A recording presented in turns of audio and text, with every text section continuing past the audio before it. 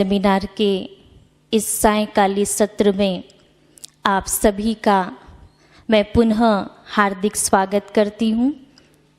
अभी हम जीवन के एक महत्वपूर्ण विषय, रुचिकर विषय या कहें एक अति महत्वपूर्ण विषय मैनेजिंग द सेल्फ, स्व प्रबंधन, इस विषय को सुनेंगे। और इसके लिए हमारे बीच उपस्थित हैं एक ऐसा शख्सियत, एक ऐसा व्यक्तित्व जिसे आप सभी अच्छी तरह से जानते ही होंगे, राजयोगिनी ब्रह्मा कुमारी उषा बहन जी। मैं ब्रह्मा कुमारी बहनों से अनुरोध करूंगी कि आदरणीय उषा बहन जी का पुष्प और बेच के द्वारा स्वागत करें।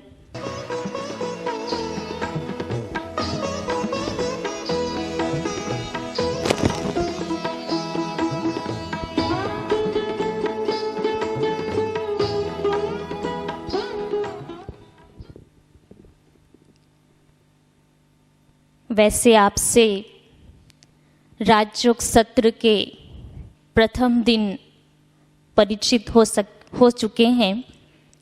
आपकी दिव्य प्रतिभा आपके वक्तव्य कला में अपने आप समाहित हैं। तो अभी हम एक विशेष विषय को सुनेंगे, स्व प्रबंधन।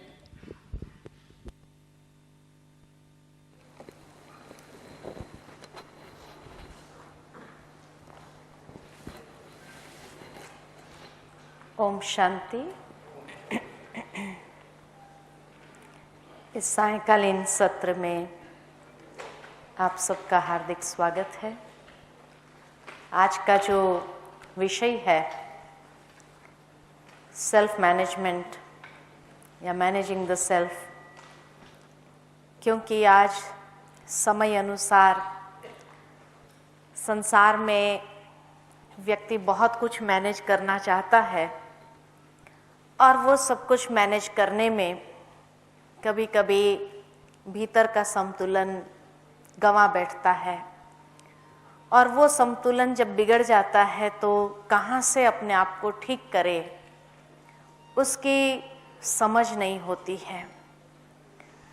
क्योंकि मनुष्य जीवन आज के युग के अंदर देखा जाए तो एक समुद्री यात्रा के समान है, यही कहेंगे। जैसे क्रिस्टोफर कोलंबस जब पहली बार समुद्री यात्रा पर निकला था, उस वक्त उसके पास कोई भी नक्शे नहीं थे और वो एक यात्रा पर चल पड़े। उन्हें ये भी नहीं मालूम था कि समुद्र में किस प्रकार के तूफान आते हैं और उन्हें कैसे पार करना होता है, और न ही उसका जहाज उन तूफानों का सामना करने लिए बना हुआ था। फिर भी वो निकल पड़ा। उसको ये भी नहीं पता था कि समुद्र के भीतर चलने वाले जलचर कैसे होते हैं, बड़ी बड़ी व्हेल मछलियां, शार्क मछलियां। और उसे ये भी नहीं पता था कि समुद्र के भीतर चलने वाले करंट्स कितने पावरफुल होते हैं, और अगर उन करंट्स में उसका जहाज फंस जाए तो भी कैसे बाहर ले आना होता है। और वो निकल पड़े। सिर्फ एक ही चीज उसके पास थी और वो था एक कंपास, जो उसको नित्य दिशा बताता रहा कि किस दिशा में वो जा रहा है, और इस कंपास के सहारे वो काफी हद तक सफल हो भी गए। ठीक इसी प्रकार वर्तमान समय मनुष्य जीवन चल रहा है। हम भी एक ऐसे युग में जी रहे हैं जिस युग को कहा जाता है अनिश्चितता का समय। It's an age of uncertainty. और जिस भविष्य में हम चल पड़े हैं, उस भविष्य के लिए हमारे पास भी कोई डेफिनेट मैप्स नहीं है। We have no maps. और हम भी निकल पड़े हैं आने वाले समय में किस प्रकार के तूफानों का सामना हमें करना होगा, और उन तूफानों के लिए क्या हम भी इतने जागृत है? शायद कुछ अंश तक अभी के युग में। आने वाले समय में किस प्रकार के जीव हमारे पीछे लग सकते हैं? बड़ी बड़ी व्हेल मछलियां, शार्क मछलियां आज के युग में भी है। और आने वाले समय के अंदर किस प्रकार अंडरकरंट्स हमारी अपने जीवन में चल रहे हैं कमजोरियों के। ये अंडरकरंट्स का भी पता नहीं है हमें। कौन सी कमजोरियां हमारी है वो भी कभी कभी जानते हुए भी हम उसको अनदेखा कर लेते हैं, और वो हमारे जीवन को किस दिशा में ले जा रही है इसका एहसास भी नहीं है। सबसे बड़ी बात तो ये है कि हमारे पास वो कंपास भी नहीं है जो कम से कम हमें दिशा बताए कि हम सही दिशा में चल रहे हैं या नहीं। So we are totally at the mercy of, न हमारे पास नक्शे हैं, न हमें ये ज्ञान है कि कौन से जीव है समाज के अंदर है। हमें ये भी नहीं पता है कि कौन से अंडरकरंट्स कमजोरियों का हमारे जीवन को किस दिशा में ले जा रहे हैं, और न हमारे पास वो कंपास है। So we are totally at the mercy of God. Who is God? आज के युग में इतने भगवान हो गए हैं कि भगवान का भी आता पता नहीं है, किसको माने भगवान भी। So we are totally at the mercy of crisis. आज के युग में we are more crisis driven than vision driven. इसलिए ब्रह्मा कुमारी द्वारा ये जो कोर्स डेवलप हुआ है, so that we are able to manage ourselves in the future turbulent times। आने वाले समय के अंदर टर्बुलेंस बहुत होने वाला है। अभी भी हम महसूस करते हैं किस प्रकार के टर्बुलेंस से हमें गुजरना पड़ता है, जिस कारण स्ट्रेस इतना बढ़ जाता है। तो वो टर्बुलेंस में कैसे हम अपने जीवन की नाव को सुरक्षित रखें, उसके लिए ये कोर्स डेवलप हुआ है। क्योंकि जो उस समय के अंदर अपने जीवन को मैनेज कर सकेगा, अपना भीतर से संतुलन सही रख सकेगा, वही परिस्थितियों का शिकार नहीं बनेगा, लेकिन परिस्थितियों को भी अपने वश कर पाएगा। सेल्फ मैनेजमेंट प्रोग्राम जो है उसको प्रैक्टिकली अगर देखा जाए तो कई लोग समझते हैं कि ब्रह्मा कुमारी अपना स्पिरिचुअल जो इनपुट्स है वो उसमें डालने का एक प्रयत्न कर रहे हैं, या वो मार्केट करने का एक प्रयत्न कर रहे हैं। नहीं, ब्रह्मा कुमारी की स्पिरिचुअल फिलॉसफी अलग है, टीचिंग्स अलग है। कहाँ गए भाई? ब्रह्मा कुमारी की स्पिरिचुअल टीचिंग्स और प्रिंसिपल्स कुछ और है जो इस कोर्स में सब नहीं बताया जाता है, और जो लोगों का जीवन है वो जीवन किस तरह से चल रहा है, और उन दोनों के बीच की जो एक कड़ी है जो स्पिरिचुअल एस्पेक्ट से कनेक्टेड है। क्योंकि आखिर भी व्यक्ति अपने आप में एक स्पिरिचुअल बीइंग है। जो फिजिकल पर्सनालिटी है इंसान की वो अलग है, लेकिन जो उसकी वास्तविकता है वो कुछ और है। जो पहले दिन हमने देखा था कि वास्तविकता हर एक की कुछ और है, तो वो वास्तविकता जो स्पिरिचुअल बीइंग कहा, वो स्पिरिचुअल बीइंग के साथ जो जुड़ी हुई बातें हैं उसको हम इसमें फोकस करते हैं। और इसलिए कहा कि self managing leadership deals with those aspects of spiritual knowledge and practice which are relevant, जो हमारे जीवन में खास करके कार्य क्षेत्र में बहुत उपयोगी सिद्ध होते हैं। क्योंकि व्यक्ति की एक होलिस्टिक पर्सनालिटी है, उसके जीवन के 4 आयाम हैं। एक है फिजिकल आयाम। फिजिकल आयाम जो है वो उसके कार्य क्षेत्र के साथ जुड़ा हुआ है। मेंटल कैपेबिलिटीज जो है, जो उसके मानसिकता से जुड़ा हुआ है। साथ ही साथ उसका एक सोशल एस्पेक्ट भी है और स्पिरिचुअल एस्पेक्ट। ये 4 एस्पेक्ट्स उसके बने हुए हैं। जो सोशल है, जो मेंटल है, वो intellectual development, mind power, creativity, innovation, learning, studying etcetera उसके साथ कनेक्टेड है। जो सोशल एस्पेक्ट है, emotional development, psychological assessment, quality circles, T group, team work etcetera, transactional analysis. और जो स्पिरिचुअल एस्पेक्ट है, जो हमारी बीइंग के साथ कनेक्टेड है। जब हम कहते हैं वी आर ह्यूमन बीइंग्स, तो ह्यूमन बीइंग्स माना जो हमारी कोर वैल्यूज 7 गुण हमने देखे थे, वो 7 गुणों से जो कनेक्टेड है, belief system, spiritual study, silence etcetera, उसके साथ कनेक्टेड है। लेकिन आज ये बीइंग को भूल करके we are so much concerned with the doing aspect, जो फिजिकल एस्पेक्ट है। और ये डूइंग के साथ जब हम अपने आप को जोड़ने लगते हैं, we become more of human doings than human beings।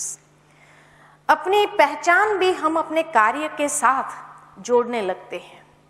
कहा जाता है कि एक बार एक व्यक्ति को पूछा गया, Who are you? तो उसने बता दिया कि I am the chief engineer of this project।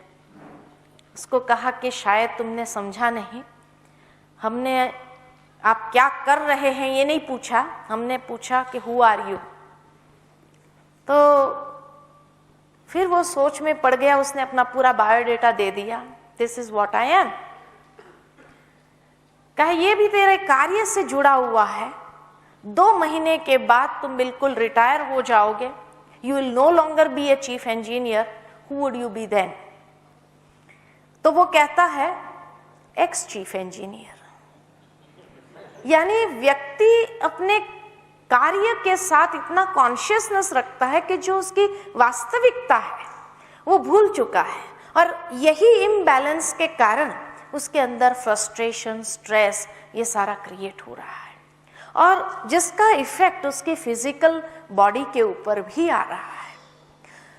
तो फिजिकल इतना इम्पॉर्टेंट नहीं, लेकिन उसके साथ जो स्पिरिचुअल एस्पेक्ट है उसके प्रति हमें जागृत होना है, और वो वैल्यूज को बाहर ले आना है, वो इनेट पावर को बाहर ले आना है, ताकि भीतर से हम अपने आप को अच्छी तरह से मैनेज कर सके। और उसके साथ साथ जो आने वाला समय है, उस समय के अंदर भी हम स्ट्रेसफुल ना हो जाए, लेकिन परिस्थितियां में अपने आप को मैनेज कर सके। क्योंकि मेन चीज देखा गया है कि दिन प्रतिदिन समय बहुत नाजुक होता जा रहा है। नाजुक क्यों कहते हैं? एक तो तीव्र परिवर्तन का समय है और दूसरा नाजुक होता जा रहा है। नाजुक क्यों कहते हैं हम? क्योंकि कोई दिन ऐसा खाली नहीं जाता है जिस दिन कोई परिस्थिति न आए, जिस दिन कोई समस्या न आए, जिस दिन किसी से मतभेद हमारा न हो, ऐसा कोई दिन खाली जाता है। और आने वाले समय में व्हाट डू यू फील? ये परिस्थितियां बढ़ेगी या कम होगी? ये समस्याएं बढ़ेगी या कम होगी? बढ़ेगी। और हर एक ने जीवन के अंदर यही मंजिल को तय रखा है कि I want to be successful. हर एक व्यक्ति सक्सेसफुल होना चाहता है, लेकिन जिस प्रकार की समस्याएं, परिस्थिति बढ़ती जा रहे हैं, उस सक्सेसफुल होने के लिए इनर स्ट्रेंथ उसकी कितनी होनी चाहिए? वो इनर स्ट्रेंथ दिन प्रतिदिन कम होती जा रही है। और जैसे ही वो कम होती जा रही है तो कमजोरियों का सपोर्ट ले लेता है इंसान। कौन सी कमजोरियां? कहने में कह देता है कि मेरे में और कोई कमजोरी नहीं है, बस मुझे गुस्सा बहुत जल्दी आता है। तो कमजोरी है ना, और ये कमजोरी का सपोर्ट ले लिया। उसको अगर कहे कि भाई तुमने रियलाइज किया कि गुस्सा तेरी कमजोरी है, तो छोड़ दो ये कमजोरी को, तो क्या कहता है, इसके बिना काम कैसे चलेगा?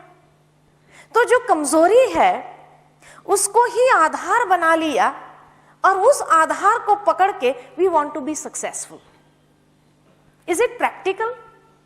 कमजोर सीढ़ी को लेकर के अगर कोई मंजिल को प्राप्त करना चाहे तो कर सकता है? नहीं कर सकता है, सीढ़ी टूट जाएगी, चढ़ ही नहीं पाएंगे ऊपर। ठीक इसी तरह जीवन में भी अगर हम सफल होना चाहते हैं और उसके लिए जो आधार अपनाए हैं वो कमजोरियों के हैं, एक कमजोरी नहीं अनेक कमजोरियां जीवन में आ गई है। कंपटीशन का युग है, इसलिए अनेक कमजोरियां व्यक्ति के जीवन में आ गई और उसके आधार पर हम चढ़ने लगते हैं। How far are we going to be successful? इसीलिए उस वक्त जो भीतर से संतुलन व्यक्ति का गुम हो जाता है, तो aim of self management is, सबसे पहला aim, to learn how to have more control on your own thoughts, feelings and behaviour. क्योंकि इन तीनों का आपस में बहुत गहरा संबंध है, हमारे विचार, भावनाएं और हमारा व्यवहार, ये तीनों का जो कनेक्शन है। तो इसलिए एक बिगड़ता है, एक संतुलन खत्म होता है, तो तीनों ही हमारा चीज खत्म हो जाता है। और प्रैक्टिकल व्यवहार में कभी कभी हम इस तरह से पेश आते हैं जो बाद में कभी कभी महसूस भी होता है, थोड़ा अगर साइलेंटली किया होता था, थोड़ा अगर शांति से हमने काम किया होता तो रिजल्ट अच्छी आती, लेकिन बाद में रियलाइज होता है।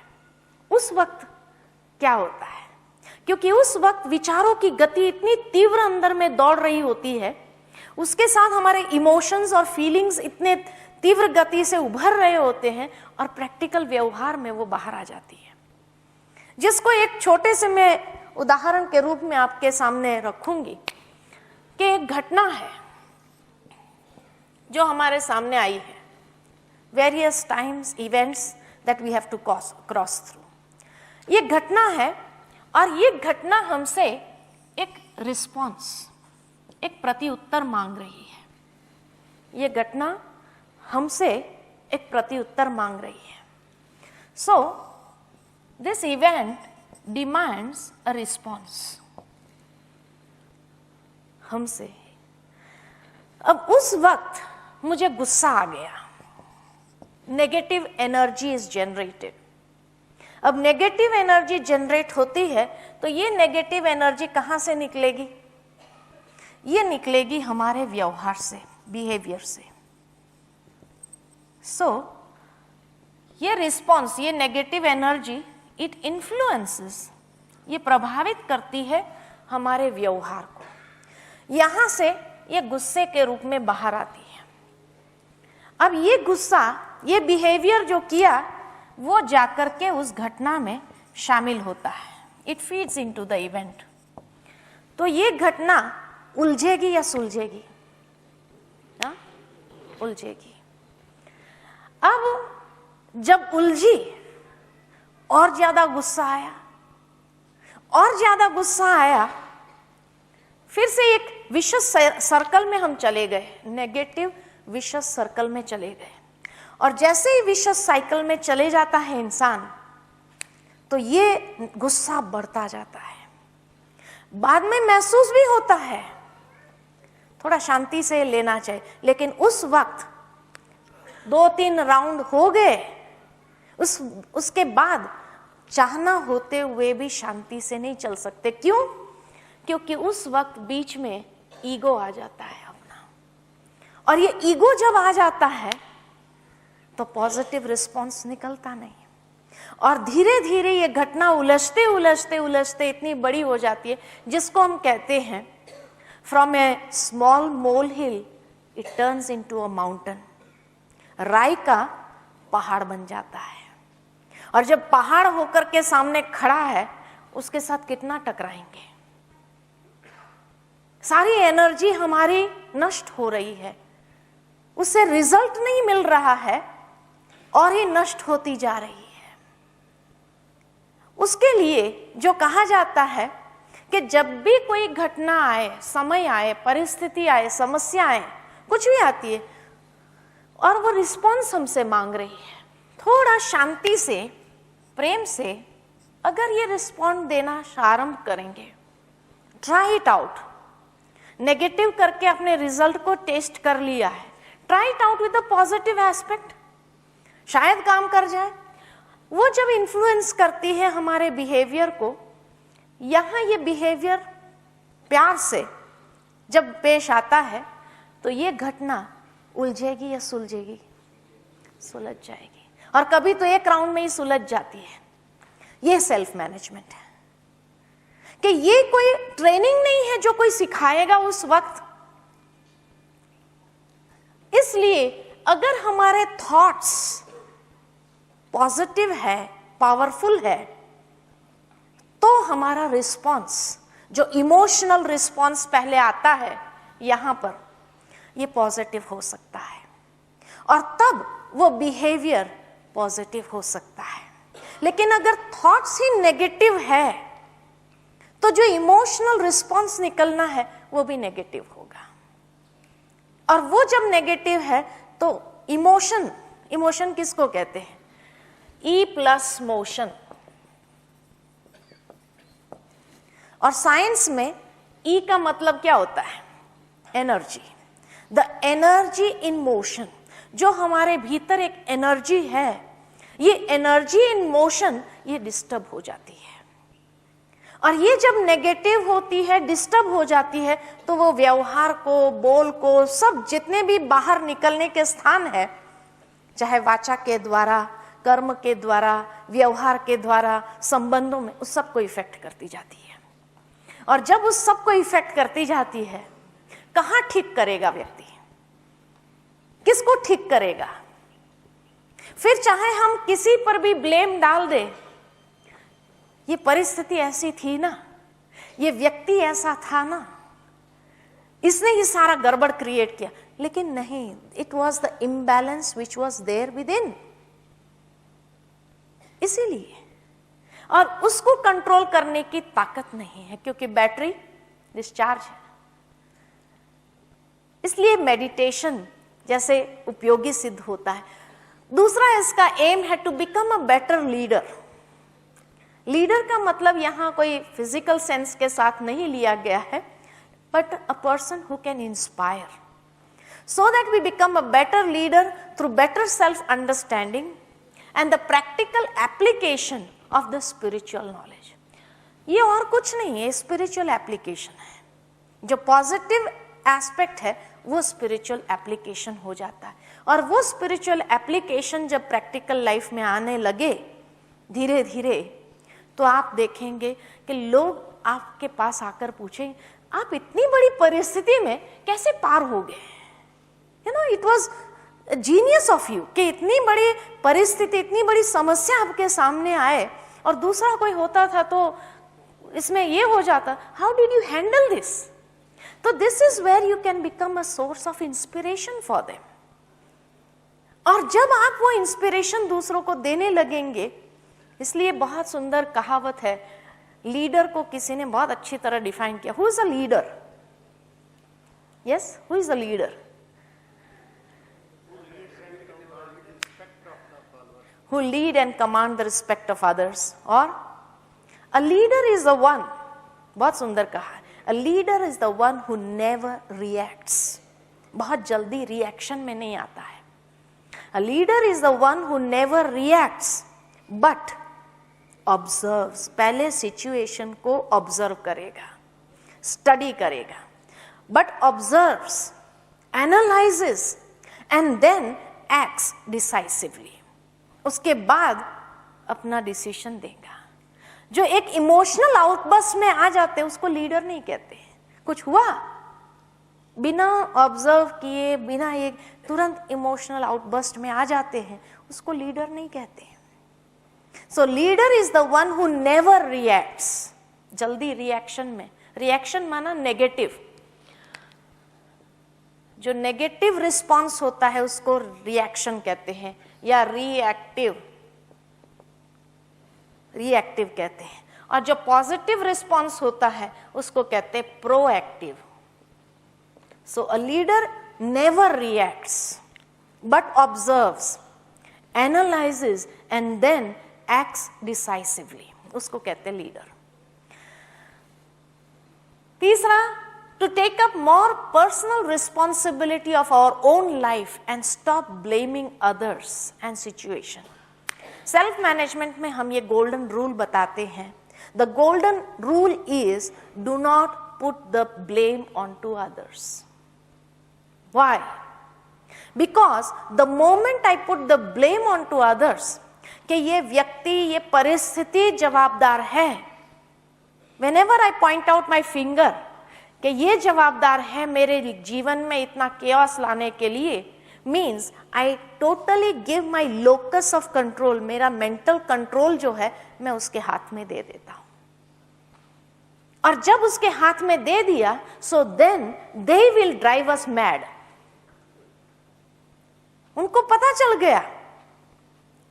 इसलिए कहा ना कि आज के समय के अंदर सुबह हम उठते हैं, अच्छे मूड में होते हैं, 1 घंटा बीता,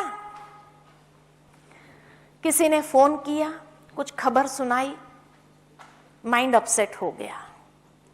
1 घंटा और बीता, न्यूज़पेपर में कुछ पढ़ा, टेंशन हो गया. 1 घंटा और बीता, किसी ने और कुछ बात सुनाई, खुश हो गए, चलो बहुत अच्छा हुआ.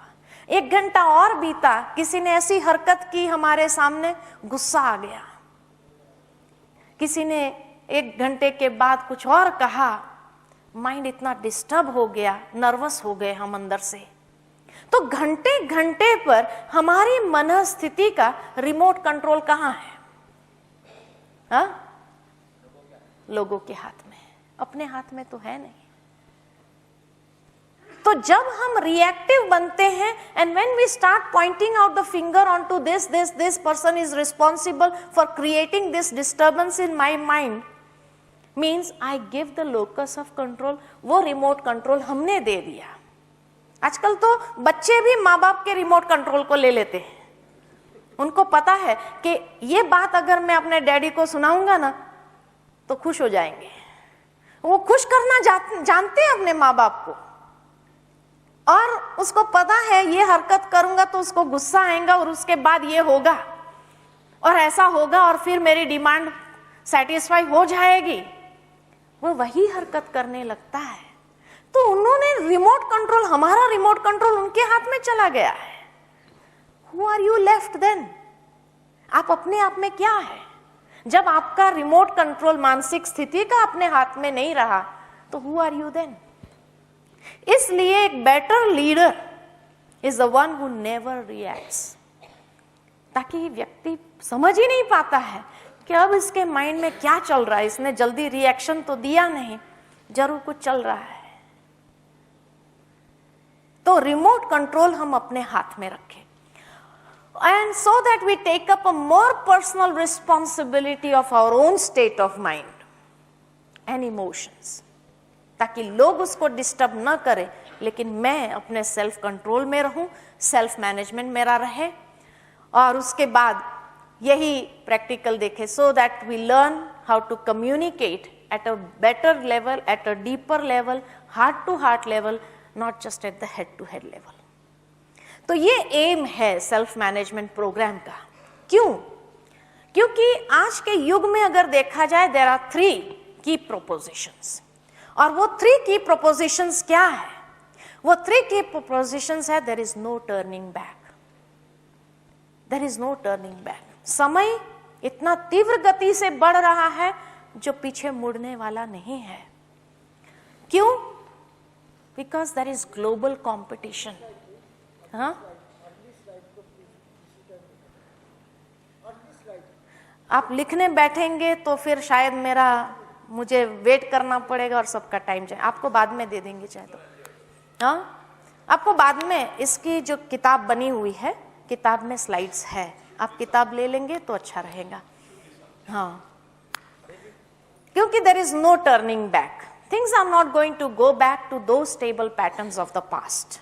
जो पीछे हो गया है वैसा समय आने वाला नहीं है ना. क्यों? क्योंकि ग्लोबल कंपटीशन है. कंपटीशन इतनी फास्ट हो रही है आज कि उस कॉम्पिटिटिव वर्ल्ड में चलना कभी कभी बहुत मुश्किल हो रहा है. When a child is born, he enters the world of competition. और अंतिम सांस तक he is struggling to win that place in the competition. एक कहानी याद आती है कि एक बार दो व्यक्ति थे, एक जंगल से गुजर रहे थे। एक इंडियन था, एक अमेरिकन था। जैसे ही दोनों जंगल से गुजर रहे थे, अचानक एक शेर की दहाड़ सुनी। तो अमेरिकन सोच में पड़ गया, क्या करे। इंडियन ने क्या किया, अपने जंगल बूट्स उतार दिए और रनिंग शूज पहन लिया। तो वो अमेरिकन उसको देखकर पूछता है, what do you think of yourself, are you going to run faster than the lion? ये रनिंग शूज पहन करके क्या तुम शेर से आगे दौड़ेगा? उसने कहा, आई डोंट थिंक सो, कि मैं शेर से तो आगे दौड़ सकता, लेकिन तेरे से तो आगे दौड़ सकूंगा ना, इसलिए मैंने ये जूते बदले किए। तो कंपटीशन में जीतने के लिए क्या चाहिए? हाँ, ये छोटी सी कहानी में कंपटीशन में दूसरों से आगे जाने के लिए क्या चाहिए? हाँ, प्रेजेंस ऑफ माइंड चाहिए। We need the presence of mind. अगर समय पर व्यक्ति को क्लिक हो जाए और उस अनुसार वो स्ट्रेटेजी को अपना लेता है, इतनी फ्लेक्सिबिलिटी अगर उसके अंदर आ जाती है, then he can win the race. लेकिन समय बीतने के बाद याद आवे, अरे इससे तो अच्छी चीज मेरे पास थी, क्या फायदा? You have lost the game. So there is no turning back in this competitive world. लेकिन हर वक्त अगर जीतना है तो सेल्फ मैनेजमेंट में प्रेजेंस ऑफ माइंड को बढ़ाना होता है। You have to be very alert, accurate. वो लिसनिंग पावर बहुत जबरदस्त अंदर में डेवलप करना पड़ता है, तभी समय अनुसार हम एक्ट कर सकते हैं। एंड देयरफॉर दूसरे भी बहुत है। Revolutionary new technologies are coming in such a way, disruptive social transitions, uncertainty, increasing complexity, accelerating change, और भी बहुत कुछ है। So there is no turning back. Therefore, we need some new bearings. आगे समय में जाने के लिए हमें कुछ नए bearings की आवश्यकता है, जिस पर हमारी जीवन रोल होती जाए। और ये देखा गया है that the most successful people, the people who will succeed, will be only those who will have a very highly developed sense of where they are headed to and what they stand for. कहाँ जा रहे हैं, कौन सी दिशा में जा रहे हैं, और उनका जीवन का आधार क्या है, उसके बारे में वो बहुत जागरूक होते हैं। एक बार हमारे पास ये सेल्फ मैनेजमेंट की ट्रेनिंग जो है, करीबन टोटल में 16 सेशंस है, और हर सेशन 1.5 घंटे का है। आज का तो एक इंट्रोडक्टरी सेशन ही आपके सामने है, लेकिन एक बार यहाँ पर ज्ञान सरोवर में ही हमारे पास समय प्रति समय ये फुल ट्रेनिंग चलती है। 5 दिन की ट्रेनिंग होती है, जिसमें फुल ट्रेनिंग में से हम ले जाते हैं। तो एक बार जब ये ट्रेनिंग चल रही थी, तो एक यंग व्यक्ति अहमदाबाद से आए थे यहाँ, और बहुत स्ट्रेस थे और इतने उलझे हुए थे कि उनको कोई दिशा नहीं मिल रही थी अपने जीवन में। किसी ने उनको कह दिया, Why don't you join this Brahma Kumari self management training, शायद तुम्हें कुछ प्राप्त हो जाए, इसमें से दिशा प्राप्त हो जाए। तो वो यहाँ पर आ गए। आने के बाद जैसे जैसे ट्रेनिंग से गुजरते गए, एक सेशन उसमें आता है पर्सनल स्वॉट एनालिसिस। और पर्सनल स्वॉट में स्ट्रेंथ्स, वीकनेस, अपॉर्चुनिटी, थ्रेट, ये चारों हम कराते हैं। उसके लिए कई एक्सरसाइजेस है, जिस एक्सरसाइजेस में ले जाते हैं उनको। जैसे वो एक्सरसाइज उन्होंने किया, उनके अंदर एक जैसे एक स्पार्क हुआ। टोटल उनका माइंड, चेहरा, एक्सप्रेशन सब बदलने लगा। सारी ट्रेनिंग पूरी होने के बाद एक्सपीरियंस शेयर करने का समय जब आया, तो उस भाई ने सुनाया कि मैं खास ये ट्रेनिंग करने जो आया था कि मैं एक बहुत स्ट्रेसफुल पीरियड से गुजर रहा था। क्या था स्ट्रेस का कारण? तो उसने कहा कि मैं एक ऐसे परिवार से आ रहा हूं, जो परिवार एक लॉयर्स का फैमिली है। पूरा परिवार के अंदर मेजॉरिटी लॉयर्स है। लॉ बिजनेस से जुड़े हुए हैं, मजिस्ट्रेट्स है, लॉयर्स है, बैरिस्टर्स है, जज है, सारे हमारे घर में हैं।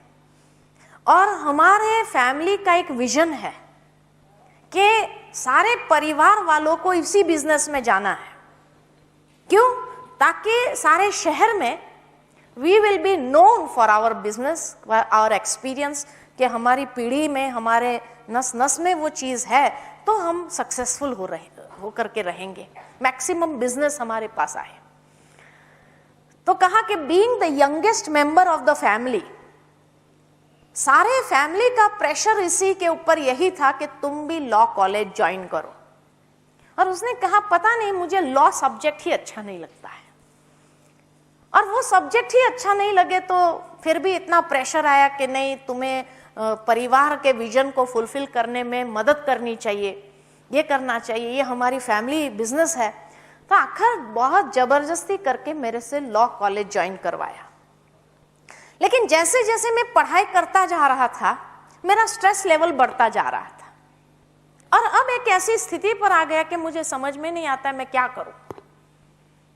तो कहा जब ये पर्सनल स्वॉट एनालिसिस मैंने किया अपना, तब मैंने अपने आप को देखा कि मेरी स्ट्रेंथ कहो या वीकनेस को, जो भी कहो, लेकिन सारे परिवार में मैं एक ही व्यक्ति ऐसा हूं जो सबसे अलग हूं, मेरी माँ की तरह। मेरी माँ बहुत भोली और बहुत सच्चे दिल की है, तो मेरे संस्कार जो है मेरी माँ के हैं।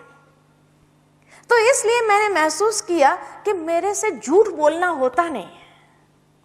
और जब भी मैं झूठ बोला हूं, बचपन से लेकर अब तक, जब भी मैंने झूठ बोला, मेरा चेहरा लाल हो जाता है एंड एनीवन कैन आइडेंटिफाई कि मैं झूठ बोल रहा हूं। अब आप सोचो कि मैं अगर ये बिजनेस में जाऊंगा तो क्या होगा। he was moving in the direction which was against his value system. उसका जो जीवन का आधार था उसके विपरीत दिशा में चल रहा था, इसलिए स्ट्रेस बढ़ता जा रहा है। कई बार हम भी किसी के प्रेशर में आकर के कोई दिशा में चलने लगते हैं, लेकिन हमारे वैल्यूज उसको सपोर्ट नहीं करते हैं। जब हमारे वैल्यूज उसको सपोर्ट नहीं, वो वैल्यूज वही बेरिंग्स है हमारे जीवन को स्मूथली चलाने के लिए। लेकिन अगर वो बेरिंग को हम जबरदस्ती जैसे उसको फिक्स करने का प्रयत्न करेंगे तो हमारे जीवन का हाल क्या होगा? We will be a total failure in our lives.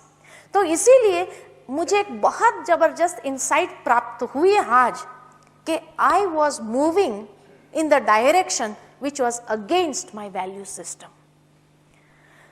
कहा अब मैं अपने परिवार वालों को समझा सकता हूं।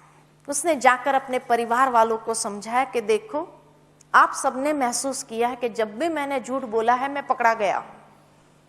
अब मैं ये बिजनेस में आऊंगा तो जो आपका फैमिली विजन है उसको मैं सपोर्ट करूंगा या उसके विपरीत दिशा में जाएंगे, या उस बिजनेस को एक दाग लगने लगेंगे। जब परिवार वालों ने सोचा ये बात तो राइट कर रहा है, तो तब उन्होंने कहा नहीं ठीक है, तुम अपना अलग बिजनेस शुरू करो, जो करना है करो, तेरे को जहां ठीक लगे वो जाओ, तुम इसमें नहीं आओ। तो कभी कभी हम भी under pressure we start moving in a wrong direction, going against our value system, and we are trying to compromise with our value system. और वहां व्यक्ति भीतर से अनकंफर्टेबल फील करता है, और वो अनकंफर्टेबल फीलिंग उसको कभी कभी जीवन में एक ऐसे मोड़ पर लाकर खड़ा कर देती है जहां से उसको कोई दिशा नजर ही नहीं आती है। So therefore, we must find these bearings, where I am headed to and what I stand for, so that old reference points will just fall away. And in the time of turbulence, to steer through those turbulent times, we need to have those powerful bearings. तो self management ये हमें सारी जागृति देता है कि हमारी क्षमता, शक्ति कहाँ है और उसको हम कैसे बाहर ले आ सकते हैं, ताकि हम अपने जीवन को अच्छी तरह से आगे ले जा सकते हैं। And therefore the third is different skills are required. और ये स्किल्स, मैं वो स्किल्स की बात नहीं कर रही हूँ टेक्निकल स्किल्स, नहीं, these are personal skills. New and different capabilities are required to be effective in this environment. और वो skills कौन सी है? These skills are self-managing skills like intuition. आगे समय ऐसा आएगा कि आपको अपने इंट्यूशन को ज़्यादा यूज़ करना पड़ेगा, कि मुझे माना आपकी रडार सिस्टम अंदर की इतनी पावरफुल रखनी पड़ेगी जिससे आप पहले सेंस कर सको कि ये स्थान जहां हम जा रहे हैं, ये कर रहे हैं, ये कार्य क्या ये सेफ है. So intuition has to be used. और इंट्यूशन अगर नहीं यूज करेंगे तो आप ऐसे खड्डे में कहीं जाकर के गिरेंगे कि जहां से बाहर निकलना बहुत मुश्किल हो जाएगा.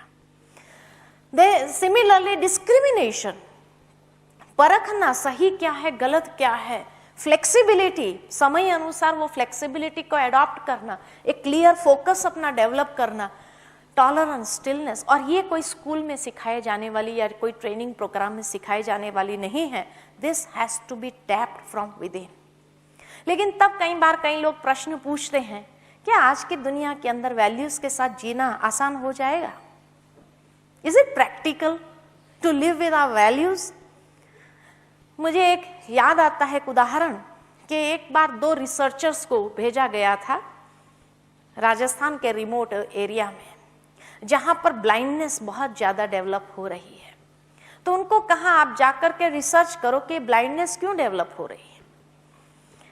दोनों रिसर्चर जाते हैं और एक गांव में जाकर के एक भाई बैठा होता है जिसकी आंखें नहीं थी, ब्लाइंड हो गया था. उनके पास जाकर के वो भाई उसको पूछता है, पहला रिसर्चर, आपकी आंखें चली गई है ना, हमको आप बताएंगे कि कैसे आपकी आंखें चली गई, हम एक रिसर्च कर रहे हैं. वो व्यक्ति ने उसको क्या रिस्पॉन्स दिया होगा? Positive, negative? नेगेटिव. उसने कहा मेरे को कोई रिसर्च नहीं करना, जाइए आप. तब वो व्यक्ति, पहला रिसर्चर का ओपिनियन था, देखो सच कितना कड़वा है. उसको भाई आंखें नहीं है, उसको कहा कि भाई तेरी आंखें नहीं है क्या, और आप अगर बता सकते हैं कि तुम्हारी आंखें कैसे चली गई तो हम एक रिसर्च कर रहे हैं, हम उसको मदद कर सकते थे. लेकिन सच इतना कड़वा है ना, सच का प्रयोग करेंगे तो जीवन में कभी सफलता नहीं मिलेगी. ये उसका ओपिनियन था. वही वो दूसरा रिसर्चर भी 2 दिन बाद जाता है उसी व्यक्ति के पास, उसके बाजू में जाकर बैठता है और उसको कहता है, बाबा आपकी आंखें चली गई है क्या? आप बताने की कृपा करेंगे कि आपकी आंखें कैसे चली गई? हम एक रिसर्च कर रहे हैं, आगे चल करके आने वाली पीढ़ियों को मदद हो सकेगी. उसको क्या रिस्पॉन्स मिला होगा? Positive. What was the difference? दोनों ने सच बोला. एक ने जो सच बोला उसको सक्सेस नहीं मिला, दूसरे ने जो सच बोला उसको सक्सेस मिल गया. Approach, what was there in the approach?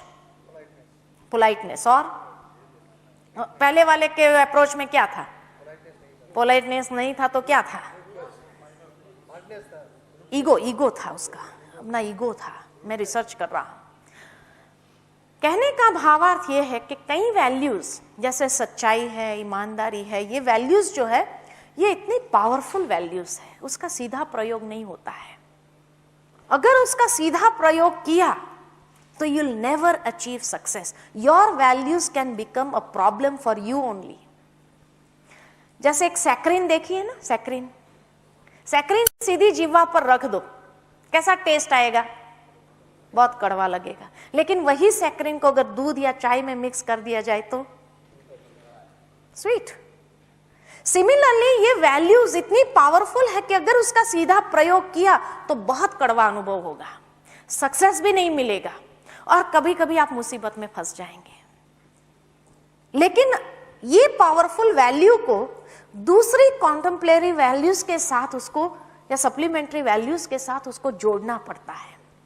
जब उसका प्रयोग करते हैं, सच्चाई का, ईमानदारी, ये सब वैल्यूज इतनी पावरफुल है कि उसका प्रयोग करते हैं तो दूसरे वैल्यूज के साथ उसको घोलना पड़ेगा. पोलाइटनेस, मधुरता, स्वीटनेस, सामने वाले का रिस्पेक्ट, साथ ही साथ हम्बल, ह्यूमिलिटी. जब तक ये वैल्यूज के साथ उसको घोलेंगे नहीं तब तक आपको सक्सेस नहीं मिलेगा. अगर वो सच्चाई की वैल्यू का भी ईगो आ गया और ईगो के साथ उसका प्रयोग किया, यही तो गलत है कि आपको कभी सक्सेस नहीं मिलेगा। ब्रह्मा कुमारी का अपना अनुभव है कि इतने सालों में अगर ये दिन दुगुनी और रात चौगुनी अगर प्रगति करती जा रही है तो उसकी सीक्रेट क्या है। वैल्यूज को लेकर चल रहे हैं, लेकिन वैल्यूज को सप्लीमेंट्री वैल्यूज के साथ घोलना आता है बस। जो आज के दुनिया के लोगों पे अच्छी वैल्यूज होते हुए भी जब उनको घोलना नहीं आता है तो बिटर एक्सपीरियंसेस होते हैं, और तब उनको लगता है इट इज इम्प्रैक्टिकल कि ये वैल्यूज के साथ हम नहीं चल सकते हैं। नहीं चल सकते, क्यों नहीं चल सकते? You can and you will be successful, ये गारंटी है। तो इसलिए कहा this are the skills that are required, कि कभी भी वैल्यूज अकेले में उसको प्रयोग नहीं करो या वीकनेस के साथ उसको प्रयोग नहीं करो। Always use it with other supplementary values. क्योंकि आज के समय के अंदर जो कॉमन प्रॉब्लम्स व्यक्ति फेस करता है चारों ओर, सबसे बड़ा प्रॉब्लम उसके सामने है लैक ऑफ सेल्फ एस्टीम। अपने आत्म या स्वमान जिसको कहे, आत्मसम्मान जिसको कहे, वो बहुत कम हो गया है। और वो कम हो गया तो उसके बदले में क्या आ गया? ईगो। स्वमान और अभिमान दोनों में खाली एक ही शब्द का अंतर है, स्वमान, है ना। एक है स्वमान और दूसरा है अभिमान। अभिमान किसको कहते हैं और स्वमान किसको कहते हैं? हाँ, स्वमान किसको कहते हैं? कैसे पता चले कि ये मेरा अभिमान बोल रहा है, ये मेरा स्वमान बोल रहा है? मुझे कैसे पता चलेगा? हाँ, वो तो ट्रांसलेशन है, ट्रांसलेशन नहीं चाहिए मुझे। हाँ, मैं स्वमान से जी रही हूं या अभिमान से जी रही हूं, मुझे कैसे पता चलेगा? कैसे पता चलेगा? समान सेल्फ में होता है और अभिमान को शो करते हैं। ओके, हाँ जी, हाँ,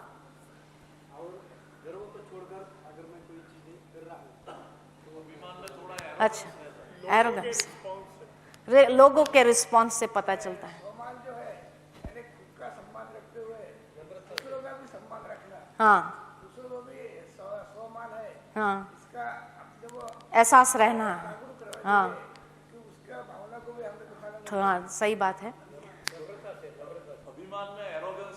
एरोगेंस रहता है, दूसरों की भावनाओं को ठोकर मार देते हैं हम और ठुकराते हैं, तब ऐसा लगता है। हाँ जी, हाँ,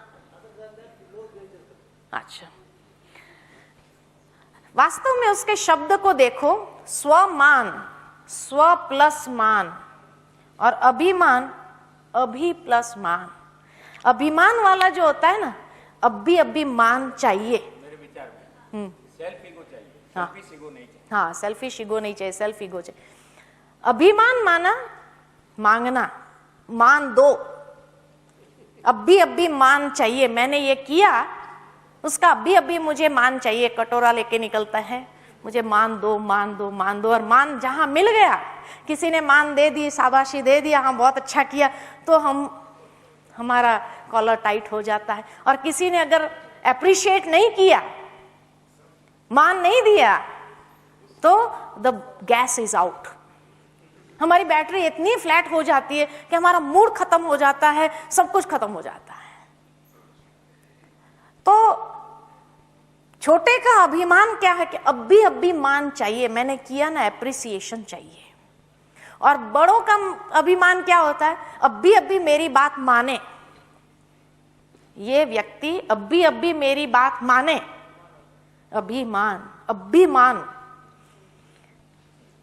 और वो छोटा कहता है अप्रिशिएट तो करना नहीं और मनवाना है उसको, कौन मानेगा उसकी बात, छोड़ो। अब यहां ईगो टकराता है ना। अब जब यहां ईगो टकराता है, वो कहता है अब भी मेरी बात माने, वो कहता है क्यों माने, क्यों माने? उसको एप्रिसिएशन के 2 शब्द उसके पास है नहीं, फिर हम उसकी बात क्यों माने? अब ये अभिमान जहां टकराता है दोनों, तो वहां पर कोई भी कार्य प्रैक्टिकल होता नहीं है। स्वमान माना क्या है? अगर मैंने कोई अच्छा कार्य किया, किसी ने उसको पहचाना, उसका थैंक्स मानो कि उसके पास पहचानने की दृष्टि है। अगर उसके पास वो दृष्टि नहीं है तो ये कमजोरी किसकी, उसकी या मेरी? उसकी। और उसकी कमजोरी को लेकर मैं दुखी क्यों होती हूं?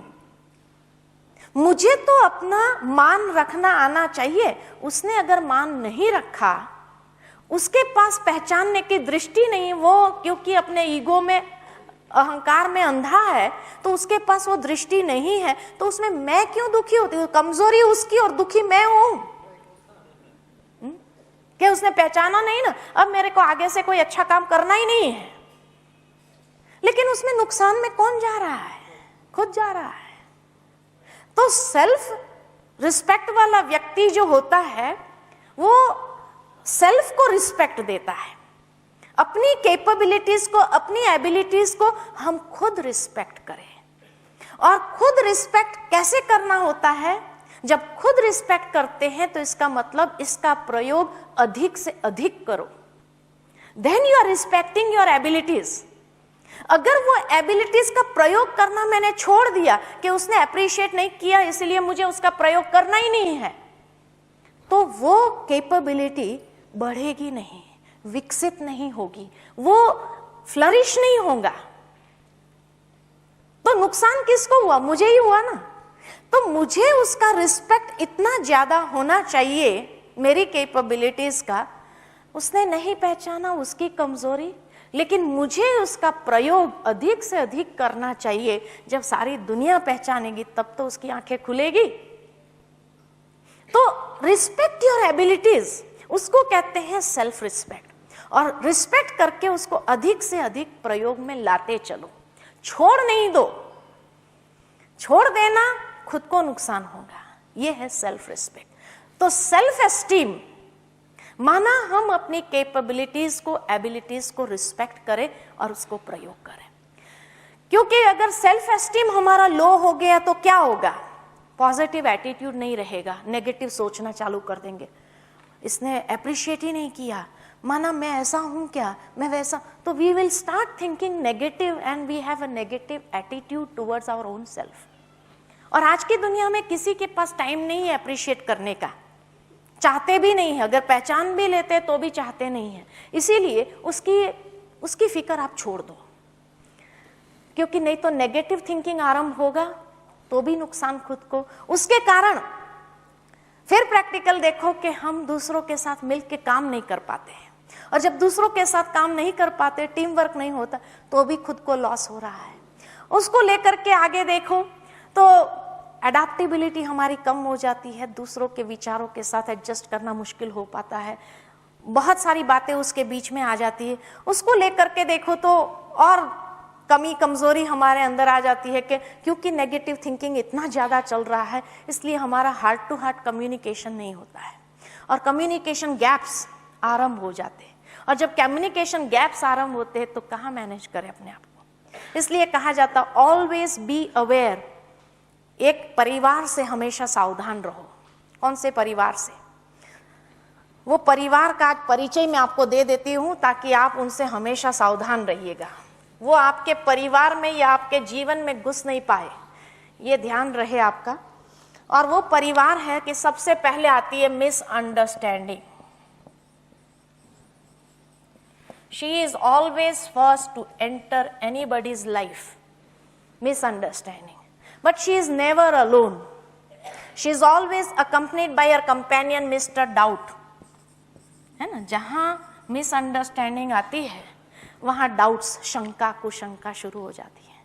और जहां ये दो है वहां उसके 4 बच्चे साथ चलते हैं। कौन से हैं? मास्टर जेलसी, ईर्ष्या आती है उस व्यक्ति के प्रति, फिर हेट्रेड, नफरत, फिर एंगर, और चौथा हेट्रेड तो आ गया। हाँ? भारत के, इंडिया की नेशनल गेम कौन सी है? हाँ?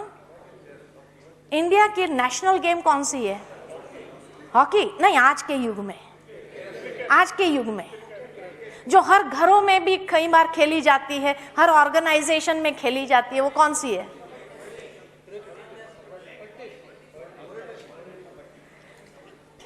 लेग पुलिंग, टांग खींचना, है ना, कबड्डी। हाँ, एक दूसरे की टांग खींचना। ये परिवार में इतनी एकता है, इतनी हार्मनी है, वो जहां जाते हैं ना इकट्ठे जाते हैं, और जिस भी व्यक्ति के जीवन में घुस जाते हैं वो अपना भीतर से संतुलन खो देता है। He can not manage his own self. और मिसअंडरस्टैंडिंग आती है कैसे है पता है? आप सबके पास कागज पेंसिल तो है। एक छोटी एक्सरसाइज करेंगे 2 मिनट के लिए, अंत में सेशन पूरा होने से पहले। एक लकीर खींचिए, छोटा कागज होगा तो भी चलेगा। एक लकीर खींचिए,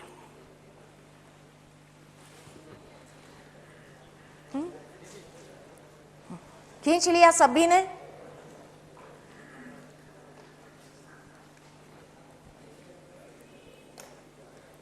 सभी ने लकीर खींच लिया? अच्छा, अब अपने पहले नाम का पहला और आखिरी अक्षर दोनों तरफ लिखो। Write the first and the last letter of your first name at each end.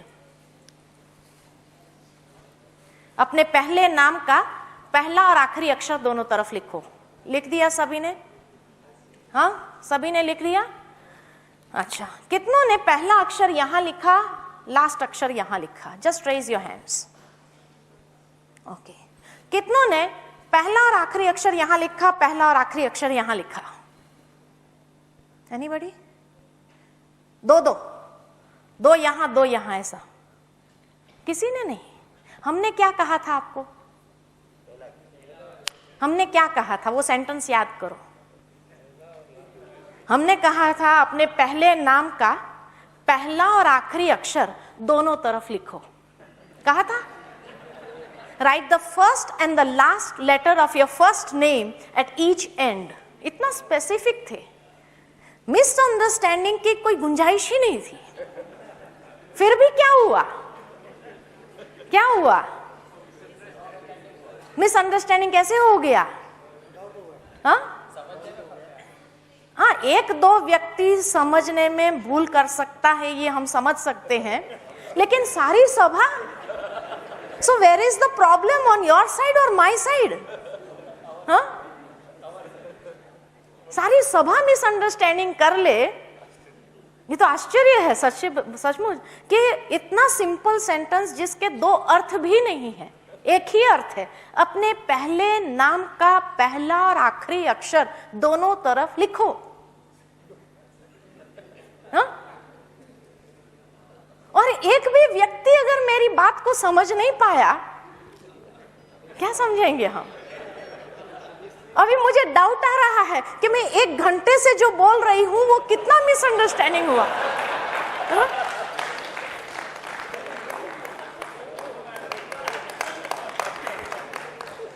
तो डाउट आ रहा है ना, अभी प्रॉब्लम कहाँ है, आपके तरफ या मेरे तरफ? हाँ, क्यों? अरे सभी समझदार लोग बैठे हैं, सभी समझदार लोग बैठे हैं। अरे मीडिया वाले बैठे हैं, वो तो शब्दों को ऐसे पकड़ते हैं, और यहाँ किसी ने मेरे शब्दों को ही नहीं पकड़ा। ये कैसे हो सकता है? हाँ, पॉलिटिशियन नहीं हूं इसलिए। अच्छा, खाली पॉलिटिशियन के शब्दों को पकड़ते हैं, हमारे शब्दों को नहीं। हाँ,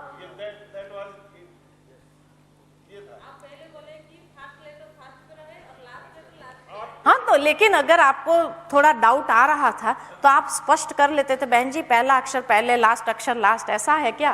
क्लैरिफाई कर लेते थे। ये गलती इसलिए हुई हाँ, कि हमने जल्दबाजी की और सोच, आपने क्या कहा उस पे सोच नहीं किया, हाँ। और एकदम उतावल में जल्दी। लेकिन सभी ने एक जैसा ही किया, या ये कहूंगी या ये कहूंगी कि मीडिया वालों की मेंटल फ्रीक्वेंसी एक जैसी होती है। पहला और आखिरी शब्द दोनों तरफ लिखो। तो ये इसको आपने देखा इसलिए आपने समझा नहीं, क्योंकि आप सुन नहीं रहे थे। जब मैं बोल रही थी तब आप सुन नहीं रहे थे, आप खाली देख रहे थे। और ये एक्शन को देख करके माना ये अंगुली ने इतने लोगों को मिसगाइड कर दिया है ना, और आप हो गए मिसगाइड। प्रैक्टिकल मिसअंडरस्टैंडिंग जीवन में ऐसे ही आती है, ऐसे ही आती है। क्योंकि आज के युग में हम बॉडी लैंग्वेज को इतना ज्यादा यूज करने लगे हैं कि कई बार हम क्या बोल रहे हैं और हमारी बॉडी लैंग्वेज उसके अनुसार चलती भी है या नहीं, इसका हमें एहसास नहीं होता है। और जब उसका एहसास ही नहीं है तो उसको लेकर के कितनी मिसअंडरस्टैंडिंग। आजकल तो फोन पर जब बात करते हैं ना, सामने वाला देखता नहीं है तो भी हम बॉडी लैंग्वेज यूज करते हैं, और दूसरा व्यक्ति बाहर खड़ा होकर के हमारी बॉडी लैंग्वेज को देख रहा है और बॉडी लैंग्वेज को देख करके सारा मैसेज को समझने का प्रयत्न करता है, और फिर वो जाकर किसी और को सुनाएगा, अरे वो अभी फोन पर बात कर रहा था, मैंने देखा ना। और फिर वो बात जब घूमते घूमते आपके पास आती है, आप सोचते हैं मैंने तो कहा ही नहीं, ये बात कहां से आई। अब इतनी बड़ी मिसअंडरस्टैंडिंग क्रिएट हो जाती है और फिर डाउट्स शुरू होते हैं, जरूर ऐसा होगा, ये किसी कॉम्पिटिटर का ये होगा या ये होगा। कितने डाउट्स आरंभ हो जाते हैं और उसके कारण फिर जेलसी, हेट्रेड, इस व्यक्ति ने कहा होगा, उस व्यक्ति ने कहा, तो उसके प्रति ईर्ष्या आने लगती है, नफरत आने लगती है, गुस्सा आने लगता है, और फिर उसकी टांग खींचने का हम अवसर ढूंढते रहते हैं और उसी में सारी एनर्जी जा रही है। कहने का भावार्थ हमारा ये है कि सेल्फ मैनेजमेंट कहाँ रहता है। इसलिए ये परिवार से हमेशा सावधान रहो, बच के रहो, आने नहीं देना, शब्दों को सुनना है ना, एक्शन को नहीं देखना, तो मिसअंडरस्टैंडिंग्स कम हो जाएंगी, जीवन सुव्यवस्थित रीति से चलेगा, अस्त व्यस्त नहीं हो जाएगा, भीतर का संतुलन गंवा नहीं बैठेंगे। आज तो ये इंट्रोडक्टरी सेशन था, इसलिए यहीं उसको खत्म करते, नहीं तो बहुत सुंदर आगे कई एक्सरसाइजेज ऐसे है हमारे पास में, जो छोटी छोटी एक्सरसाइजेज लेकिन जीवन में बहुत बड़ी जागृति क्रिएट करने वाली होती है, कि जिसको लेकर के कई आधे प्रॉब्लम्स हमारे वैसे ही सॉल्व हो जाते हैं। तो इन्हीं शब्दों के साथ मैं अपनी वाणी को विराम देती हूँ। हाँ जी।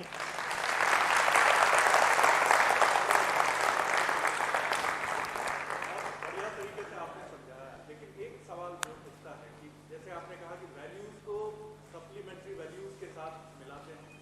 एक जगह आपने कहानी सुनाई कि कंपटीशन होना बहुत जरूरी है, लेकिन ये पॉइंट कौन सा चुनना चाहिए कि जब ये सब कुछ स्पिरिचुअल ही होता चले, क्योंकि वो कहीं ऐसा ना हो कि वहां हम प्रैक्टिकल इतने हो जाए, हम दुनियावी हो जाए, गलत हो जाए, खराब हो जाए, या फिर हम स्पिरिचुअल रहते हुए ये सब कर सकें। हाँ। ये पॉइंट पे आपको खुद ढूंढना होगा। तो उसके लिए जैसे व्यक्ति को स्वस्थ रहने के लिए, शरीर को स्वस्थ रखना है आपको, तो 3 चीजें आवश्यक है। प्रॉपर नरिशमेंट चाहिए, बॉडी को हेल्दी खाना चाहिए। फास्ट फूड खाते रहेंगे, हेल्दी नहीं बनेंगे, तो प्रॉपर नरिशमेंट देने की आवश्यकता है।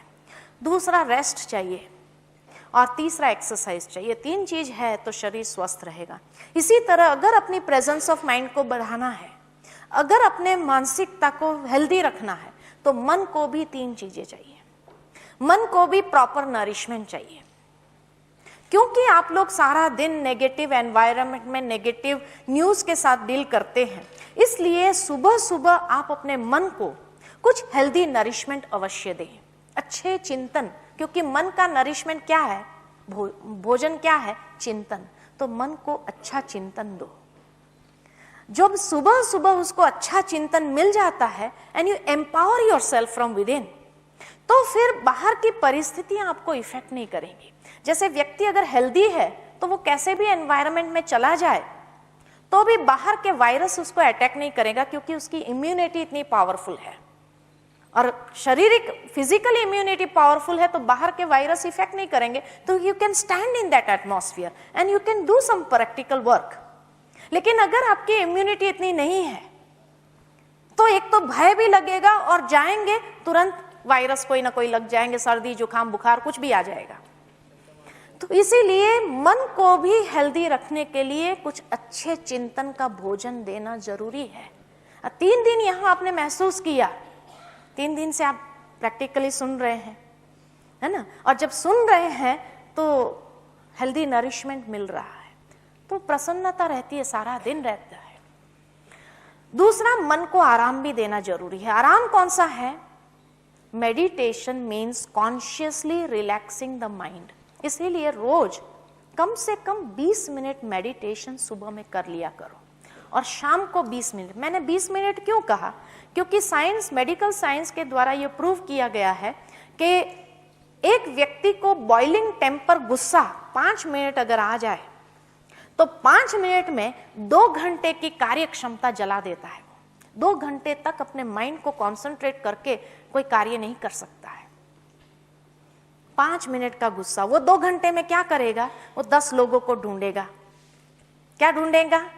और जस्टिफाई करेगा, मैंने इसके ऊपर जो गुस्सा किया ना ठीक किया, क्योंकि हमेशा ही ऐसा करता है, हमेशा ही उसका यही का। और जब 10 लोग उसको ये कहने वाले मिल जाए अच्छा किया तुमने, तब जाके उसका वो गुस्सा ठंडा होता है और फिर उसका माइंड कॉन्सेंट्रेट होता है। अगर 10 में से एक ने कह दिया तुमने ठीक नहीं किया, तो क्या होता है?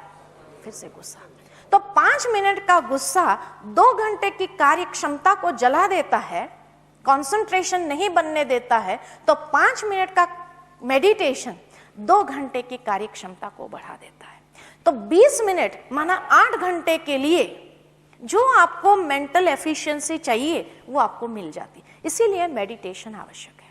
Meditation means consciously relaxing the mind. और शाम को इसलिए ताकि आप पीसफुली नींद कर सको, नहीं तो वही बातें दिमाग के अंदर चलती रहती जो सारे दिन में हुई है। इसलिए शाम को 20 मिनट कर लो, सुबह 20 मिनट, शाम को 20 मिनट। और एक्सरसाइज कौन सी? तो पॉजिटिव थिंकिंग की एक्सरसाइजेस देनी पड़ेगी। अपने आप पॉजिटिव थिंकिंग चलेगा नहीं, देना पड़ेगा, उसको ट्रेन करना पड़ेगा माइंड को पॉजिटिव सोचने के लिए। इनिशियली थोड़ी मेहनत लगेगी, लेकिन फिर धीरे धीरे प्रैक्टिकल हो जाएगा। तो ये 3 चीज है। तो मन स्वस्थ है तो कैसे भी एनवायरनमेंट में चले जाओ, आप अपनी स्पिरिचुअलिटी को मेंटेन करते हुए भी बाहर के एटमॉस्फेयर से अनअफेक्टेड रह सकते हैं और अपने कार्य में भी कुशलता ला सकते हैं। यही कर्म योग है। ठीक है, थैंक यू वेरी मच।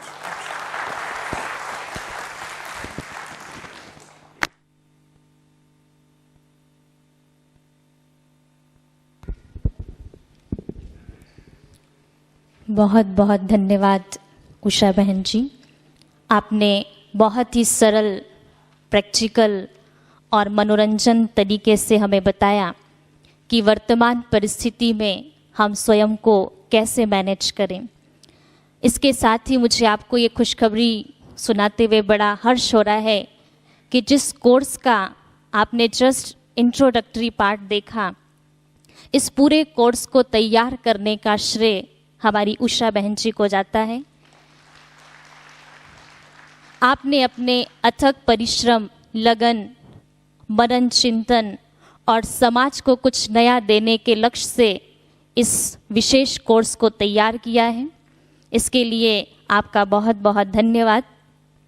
आप सभी यहीं बैठे रहेंगे, आगे हमारा वैलिडेटरी सेशन शुरू होने जा रहा है और उस सेशन के लिए मंच संभालने के लिए मैं ब्रह्मा कुमारी चंदा बहन को आमंत्रित करूंगी कि वो आगे के सेशन के लिए मंच संभालें। 2 मिनट साइलेंस में बैठेंगे।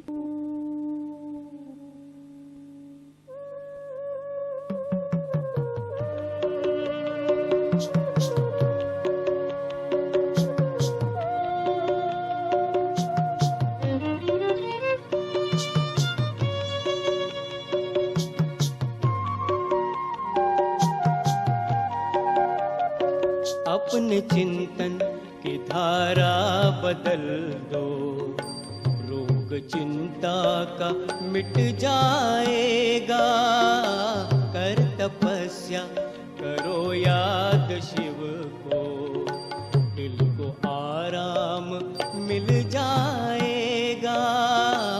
अपने चिंतन की धारा बदल दो, रोग चिंता का मिट जाएगा। अपनी चिंता तन की धारा बदल दो।